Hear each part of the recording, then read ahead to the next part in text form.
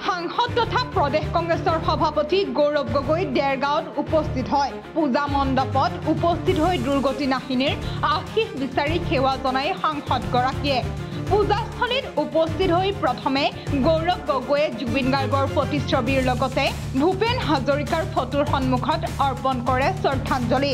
মা দুৰ্গাৰ প্ৰতিমা দৰ্শনৰ পাছতেই জুবিন গাৰ্গৰ ন্যায় প্ৰসংগত কেতবোৰ মন্তব্য আগবঢ়ায়। প্ৰগতি লাভ কৰে সেয়া কামনা কৰিবলৈ উপস্থিত হৈছে।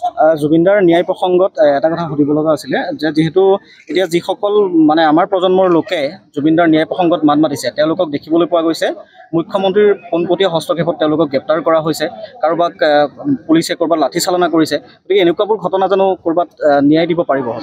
এতিয়া যেন লাগিছে মুখ্যমন্ত্ৰীৰ বাবে শত্ৰু হৈছে অসমৰ শিল্পী সমাজ, মুখ্যমন্ত্ৰীৰ বাবে শত্ৰু হৈছে অসমৰ সাংবাদিক সমাজ, মুখ্যমন্ত্ৰীৰ বাবে অসমৰ শত্ৰু তেখেতৰ শত্ৰু হৈছে সেই আমাৰ অসমৰ নৱপ্ৰজন্ম।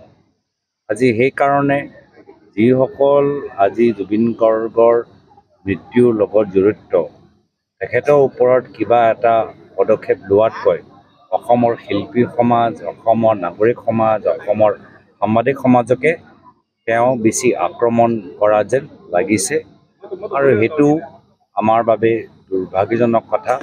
আজি আমি এজন অসমীয়া নাগৰিক হিচাপে আমি ৰাইজৰ লগত আছোঁ। আমি কোনো পধ্যেৰে ৰাইজক এই মুখ্যমন্ত্ৰীজনৰ আতংকৰ পৰা পিছুৱাই দিবলৈ আমি নিদিওঁ। আমি ৰাইজৰ লগত আমি লগত থাকিম আৰু দুখ লাগে যে যিসকল জুবিন গাৰ্গৰ গোটেই তেখেতৰ বিদায় লৈ একদম প্ৰথম দিনৰ পৰাই লাগি আছিল অজয় ফুকন বিশেষকৈ মই ক'বলৈ বিচাৰিছোঁ, আজি তেওঁৰ ওপৰত NSA কেছ লগোৱাটো যথেষ্ট দুৰ্ভাগ্যজনক। আজিৰ তাৰিখত মোৰ কেতিয়াবা ভাবোঁ যে NSA কেছ যদি কোনোবা এজন ব্যক্তিৰ ওপৰত লাগিব লাগে এতিয়া স্বয়ং মুখ্যমন্ত্ৰী নিজে হ'ব। মুখ্যমন্ত্ৰীয়ে আজিৰ তাৰিখত য'তে যাওঁ সমাজৰ মাজত অশান্তি অস্থিৰতাৰ সৃষ্টি কৰিছে, তেওঁৰ ওপৰতহে NSA কেছ লাগিব লাগিছে। যিসকল আজি ন্যায় বিচাৰিছে, যিসকলে আজি আমাৰ অসমৰ জনসাধাৰণক আমি চৰকাৰৰ পৰা জবাবদিহি হোৱাটো বিচাৰোঁ, তেওঁলোকক এনেধৰণৰ কেছ দিয়াই ভয় খুৱাই আজি মুখ্যমন্ত্ৰীয়ে এটা বিপৰীত স্থিতি লৈছে আৰু তেখেতৰ ভূমিকা লৈ এতিয়া মানুহৰ মনত কিছু সন্দেহজনক এটা প্ৰশ্নবোৰ উত্থাপন হ'বলৈ আৰম্ভ হৈছে। সামাজিক মাধ্যমত আৰু এটা বিষয় চৰ্চা হৈ আছে যে বিৰোধী পক্ষই যেনেদৰে জুবিনদাৰ ন্যায় ক্ষেত্ৰত বিভিন্ন ধৰণৰ পদক্ষেপ ল'ব লগা আছিলে সেইধৰণে লোৱা নাই। ইয়াত কোনো বিৰোধী নাই, ইয়াত কোনো ৰাজনৈতিক দল নাই।